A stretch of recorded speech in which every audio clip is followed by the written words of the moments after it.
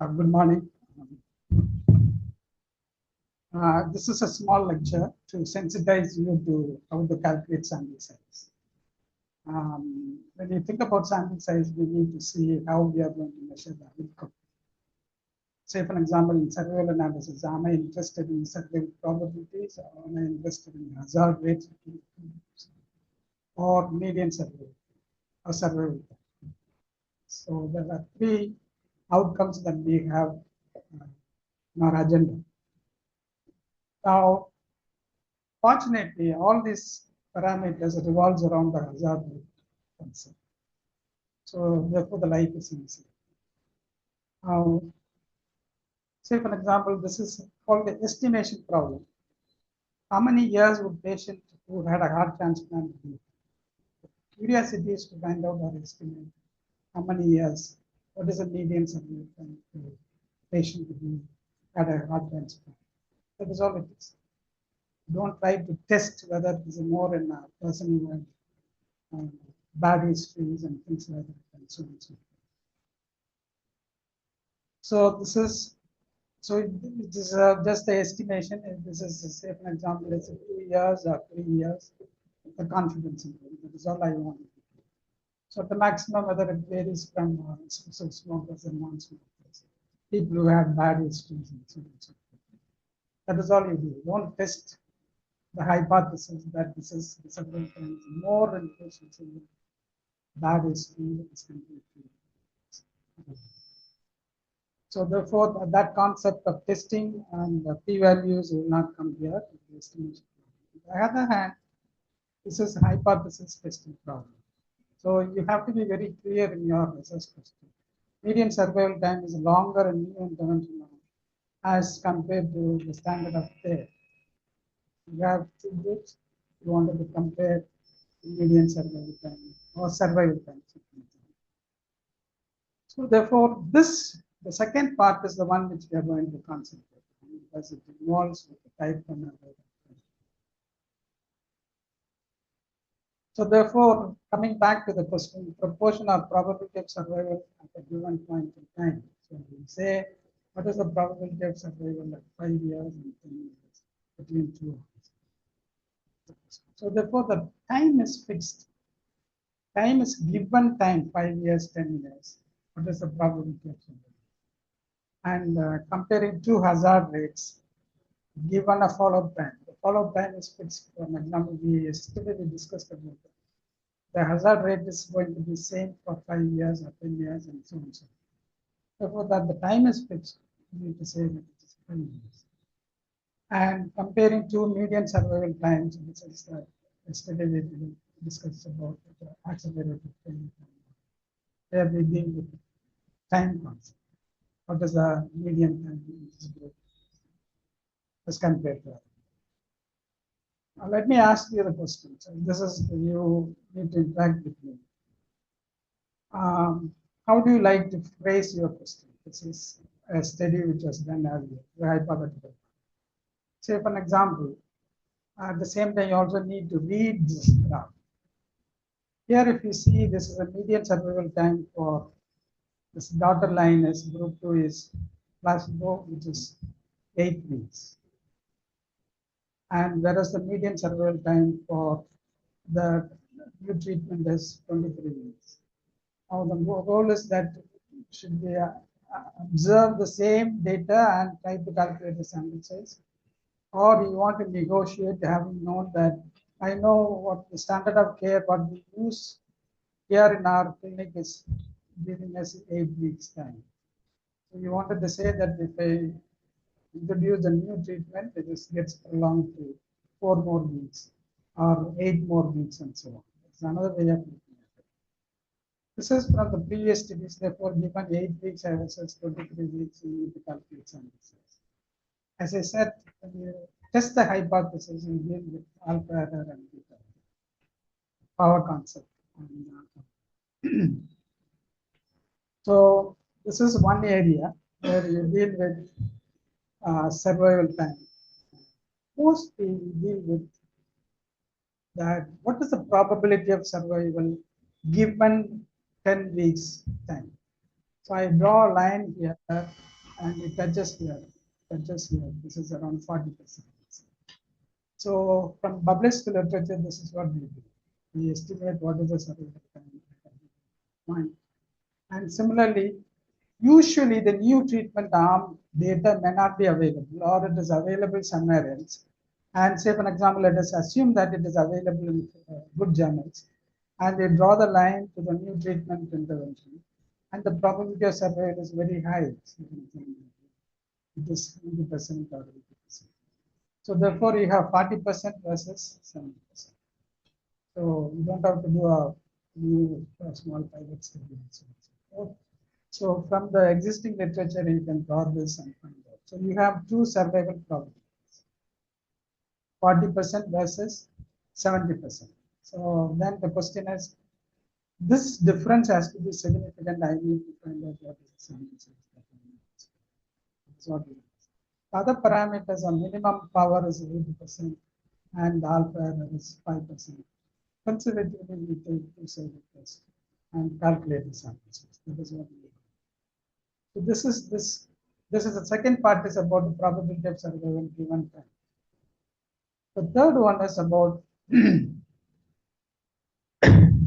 hazard. This graph doesn't give you the hazard. The inverse of this graph, when you do any standard package analysis, I don't know whether this R software gives you the hazard rate. So this is the opposite of the step function, it increases. So you can estimate the hazard from using that kind of graphs. If it is not there, we will calculate. Therefore, you see the three outcome parameters that are involved in sample size calculation. Unless you have something else, you can discuss it. So this is Dr. Kant has explained that the exponential distribution assumes a constant hazard. Exponential is a special case of variable that let us not go into the detail. We assume that when I have a hazard of 3 or 4 or whatever, but assume that during my study period it is a constant. So read this problem. So post-operative analgesia on patients with head injury. So this is the standard of care. The standard of care treatment prolonged the duration by 4 hours. So this is what you have, So you negotiate that the new intervention will prolong it for, say, 4 more hours or 2 more hours and so on. And so this is, the power is 80% and the alpha error is 5%. And usually it is two-sided. Any questions? Do you understand this? The data is clearly given to us. So therefore, this is what we have discussed about it. So now, how do you calculate sample size? To calculate sample size, there are other scenarios come in. So independent groups with censoring and without censoring. So I would like to go without censoring because it's easy to calculate sample size. Otherwise, you need to say what is the percentage of censoring into the calculations. And so equal allocation. And this is, so therefore, comparing to survival probability. So this is this is from NMaster. The same thing has been done in your app which was sent in the morning. Did you receive that app? Yes. We sent an email today to you. Comparing survival probabilities. I just display this concept. As I said morning, this is 2 survival probabilities. This is group 2 survival probabilities at a given time point. Say for example 70%, and this is 40%. So the ratio log survival probability, the ratio of the two gives you the hazard. And use this concept. Otherwise, it is alpha error and beta error. Use this formula to do the calculation. So this tells you that you need to study nearly 400 subjects in each arm. It is very high. So where do we massage the data, therefore the number will come down. Power. Anything else? To me, it looks like 70% versus 80% is a narrow difference. It's probably very narrow. And I don't know whether it is, if you make it as, say for example, this is 65%, how much does it reduce? At the same time, it is not very bad as compared to 70%. You understand what I'm saying? But one arm, we say 80%. Okay. This arm, I am saying it could be the second arm. The proportion of survival in the second group, the standard of care is 65%. Or you say this is 75%, or increase it to 85%. Is it very bad, not achievable? So therefore, if you increase the difference, then the sample size will come. You'll try this exercise. So therefore, it doesn't have to be exactly same what has been quoted in the paper. You have the power to negotiate the difference and calculate. Yeah, yes. Say for an example, supposing that paper has given you 0.001. That difference is, the difference is very high. P less than 0.001. Why should I stick on to 0.001 difference, which says the difference is very high between the two estimates? Two probabilities, the difference is very high, therefore 0.001. So let me taper it a little bit and say, if I get 0.01, what will be? How do you do this? By doing this. Usually, if you buy N-master software, it gives you various scenarios. Scenario one, what is the difference? It's 5%, 10%, 15%. And take the number which is reasonably acceptable and decide the sample. It doesn't have to be because I took the paper, I have to take everything from the paper. Then you don't have to do the sample size calculation. You study the number which they have studied. Isn't it? So many people do this, so and so studied so many numbers, I will also study. It's not fair. So you need to understand the dynamics behind these numbers and calculate. We'll do this exercise 70% versus 80% and see what happens. Now, this is about the hazard rate. When you have the hazard, so especially proposing a Cox proposing a hazard model and so on. I don't deal with deciding sample size based on the hazard.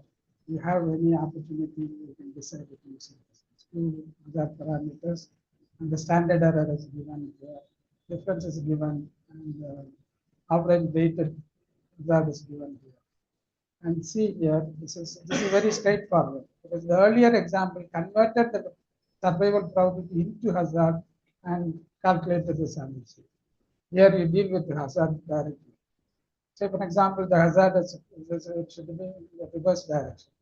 The treatment group in the hazard is 0.25. It looks like it is very high. The new treatment should have a less hazard as compared to the standard of treatment.